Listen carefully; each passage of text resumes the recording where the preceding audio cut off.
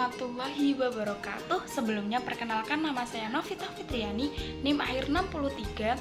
Adapun tujuan dari video ini dibuat yaitu untuk memenuhi tugas akhir dari semester 3 dengan mata kuliah biologi umum yang diampu oleh Bu Feni. Di sini saya akan membahas topik tentang metabolisme pada makhluk hidup. Adapun yang meliputi dari metabolisme makhluk hidup itu ada 3. Yang kita bahas itu yang pertama ada enzim, yang kedua ada katabolisme, yang ketiga ada anabolisme. Sebelum memasuki penjelasan yang lebih lanjut, mungkin teman-teman sudah tidak asing dengan istilah metabolisme, di mana metabolisme itu adalah semua reaksi kimia yang terjadi di dalam organisme. Nah, di sini itu metabolisme dibagi menjadi 2. Yang pertama itu ada anabolisme dan yang kedua adalah katabolisme.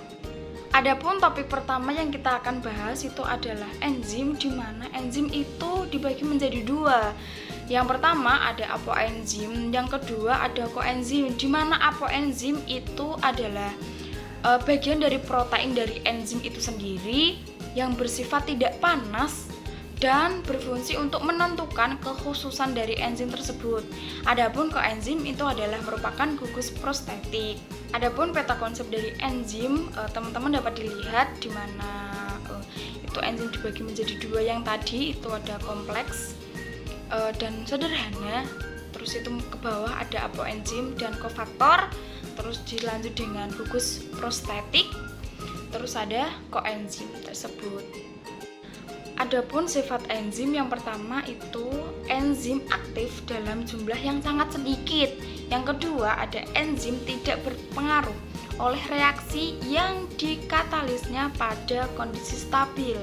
Walaupun enzim mempercepat penyelesaian suatu reaksi, maka enzim itu tidak mempengaruhi kesetimbangan reaksi tersebut.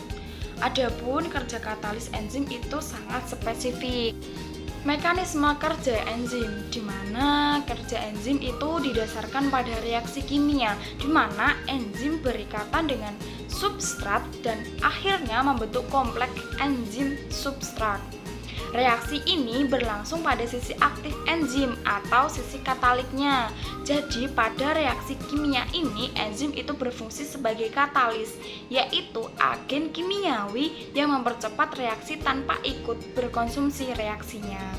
Oke, masuk pembahasan topik kedua yaitu katabolisme. Apa sih katabolisme itu? Katabolisme adalah suatu reaksi pemecahan atau pembokoran senyawa kimia kompleks yang mengandung energi tinggi menjadi senyawa yang lebih sederhana. Tujuan katabolisme ini adalah untuk membebaskan energi yang terkandung di dalam senyawa sumber. Cara kerja dari katabolisme itu melakukan 2 cara. Yang pertama itu ada respirasi aerob dan yang kedua ada respirasi anaerob, di mana respirasi aerob ini melibatkan penggunaan oksigen, di mana itu dibagi menjadi 4. Yang pertama ada glikolisis, yang kedua ada oksidasi pirufat, yang ketiga ada siklus Krebs, yang keempat itu adalah rantai transport elektron. Kita masuk ke glikolisis terlebih dahulu, di mana glikolisis ini biasa disebut dengan penguraian gula. Nah, reaksi pengubahan bahan karbon organik atau glukosa tadi itu menjadi 2 molekul asam pirufat, di mana asam karbon 3. Reaksi glikolisis ini terjadi di sitosol. Selanjutnya kita masuk pada oksidasi pirufat, di mana reaksi antar glikolisis dan siklus Krebs, yaitu reaksi pengubahan molekul asam pirufat menjadi asetil atau asetil koenzim yang beratom 2C. Reaksi ini terjadi di dalam matriks mitokondria. Nah, cara kerja dari oksidasi pirufat ini yang pertama itu adalah kelompok karbosil dilepas.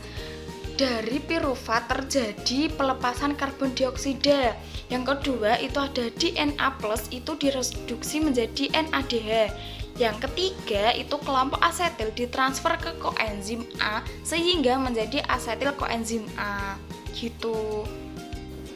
Selanjutnya itu ada siklus Krebs. Pada reaksi siklus Krebs ini adalah atau biasa disebut dengan siklus asam sitrat terjadi di dalam matriks mitokondria, di mana siklus Krebs ini berlangsung dalam 8 tahap reaksi. Nah, hasil dari tahapan itu menghasilkan 6 NADH, 2 FADH2 dan 2 ATP dan 4 CO2. Nah, yang terakhir nih yaitu adalah rantai transfer elektron, di mana transfer elektron ini terjadi di bagian krista atau membran dalam mitokondria. Pada rantai transfer elektron ini, NADH dan FADH2 yang menghasilkan dalam glikolisis, dekarboksilasi oksidatif dan siklus Krebs akan membebaskan energi tersebut pada saat melepaskan elektron dan H+. Nah, satu NADH menjalani transfer elektron akan menghasilkan 3 molekul ATP, sedangkan satu molekul FADH2 yang menjalani transfer elektron itu akan menghasilkan 2 molekul ATP. Selanjutnya pada respirasi anaerob, di mana suatu proses pembebasan energi yang tersimpan dalam bahan bakar organik, misalnya karbohidrat, melalui serangkaian reaksi tanpa menggunakan oksigen. Nah, biasanya tuh respirasi aerob ini disebut dengan fermentasi. Adapun fermentasi itu ada 2, yang pertama itu ada fermentasi alkohol, yang kedua ada fermentasi asam laktat, di mana fermentasi alkohol ini piruvat diubah menjadi etanol atau etil alkohol dalam 2 langkah. Langkah pertama itu adalah melepaskan karbon dioksida atau CO2 dari piruvat yang diubah menjadi senyawa karbon 2 atau asetildehid. Nah, pada langkah kedua, asetildehid reduksi itu menjadi etanol oleh NADH. Reduksi ini meregenerasi suplai NAD+ yang dibutuhkan agar glikolisis berlanjut. Adapun hasil dari fermentasi alkohol yaitu setiap satu molekul glukosa yaitu menghasilkan 2 etanol dan 2 CO2 dan 2 ATP. Kita lanjut pada fermentasi asam laktat, di mana piruvat reduksi secara langsung oleh NADH untuk membentuk laktat sebagai produk akhir tanpa melepaskan CO2 atau laktat merupakan bentuk terionisasi dari asam laktat. Fermentasi asam laktat oleh fungsi dan bakteri tertentu dimanfaatkan dalam industri pengolahan susu untuk pembuatan keju dan yogurt. Nah, teman-teman bisa dapat dilihat cara kerja dari fermentasi asam laktat.